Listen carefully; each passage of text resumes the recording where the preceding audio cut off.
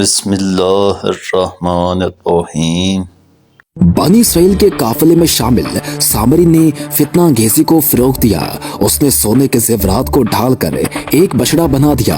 اس سونے کے بچڑے کے بت کے اندر ایک پر اسرار گھنٹی نصب کر دی جو خود بخود بجنے لگتی اور بیل کی آواز نکالتی۔ سامری نے بنی اسرائیل کے سامنے سونے کے بچڑے کو پیش کرتے ہوئے کہا، موسیٰ خدا کو تلاش کرنے پتہ نہیں کہاں گئے ہیں، جبکہ تمہارا خدا تو یہ ہے۔ لہٰذا بنی اسرائیل نے بچڑے کی پرستش شروع کر دی۔ حضرت ہارون علیہ السلام نے انہیں باطل عمل سے روکنے کی کوشش کی۔ آپ نے فرمایا کہ اس سے تمہاری آزمائش مقصود ہے، تمہارا پروردگار تو اللہ ہے، اسی کی پرستش کرو۔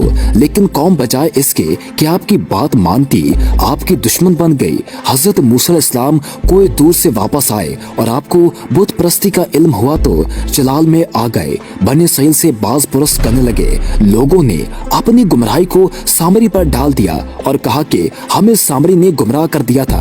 حضرت ہارون علیہ السلام سے باز پرس کی اور ان کے سر اور داڑھی کے بال پکڑ کر پوچھا کہ تم تو حق آشنا تھے، اللہ کا عرفان تمہیں حاصل تھا، تم نے ایسا کیوں ہونے دیا؟ حضرت ہارون علیہ السلام نے تمام صورتحال حضرت موسیٰ علیہ السلام پر واضح کی۔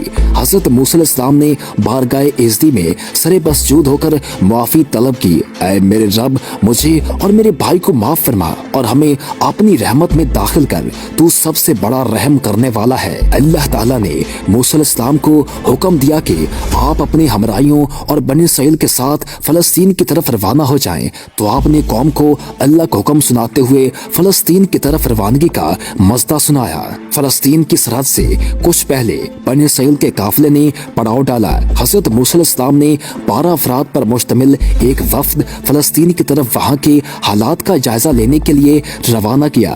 وفد نے واپس آ کر وہاں کے لوگوں کے متعلق بتایا کہ وہ بہت جنگجو اور بہادر ہیں، ہم ان کا مقابلہ نہیں کر سکتے۔ لیکن وفد کے اراکین میں شامل حضرت یوشع نے قوم کا حوصلہ بلند کرنے کے لیے کہا کہ اللہ کی مدد اور نصرت ہمارے ساتھ ہے، اس جہاد میں انشاءاللہ ہم فتح یاب ہوں گے۔ لیکن بنی اسرائیل نے بزدلی کا مظاہرہ کرتے ہوئے جہاد سے انکار کر دیا۔ اللہ تعالیٰ نے بنی اسرائیل پر سزا کے طور پر ارض فلسطین 40 سال کے لیے حرام کر دی اور فرمایا کہ تم اس عرصے میں دشت صحرا میں بھٹکتے پھرو گے۔ اس عرصے میں حضرت موسیٰ علیہ السلام اور ہارون علیہ السلام اپنی قوم کی اصلاح کا کام کرتے رہے اور انہیں ہدایت کا راستہ دکھاتے رہے۔ صحرا نورتی کے دوران بنی اسرائیل کا سامنا اموریوں، ادومیوں، امالیکا، مدیاب اور مدیانیوں سے بھی ہوا۔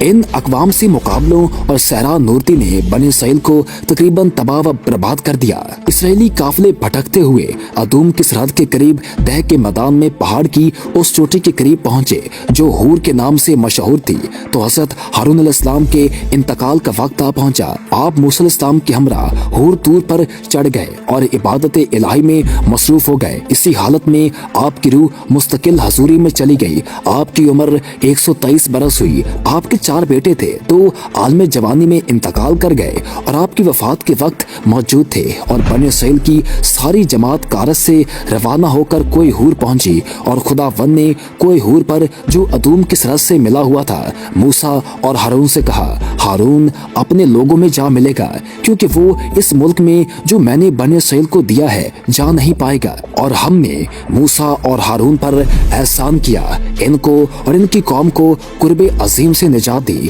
انہیں نصرت بخشی جس کی وجہ سے وہ غالب رہے، ان کو نہایت واضح کتاب عطا کی، انہیں راہ راست دکھائی اور بعد کے نسلوں میں ان کا ذکر خیر باقی رکھا۔ سلام ہے موسیٰ اور ہارون پر، ہم نیکی کرنے والوں کو ایسی ہی جزا دیتے ہیں، در حقیقت وہ ہمارے مومن بندوں میں سے تھے۔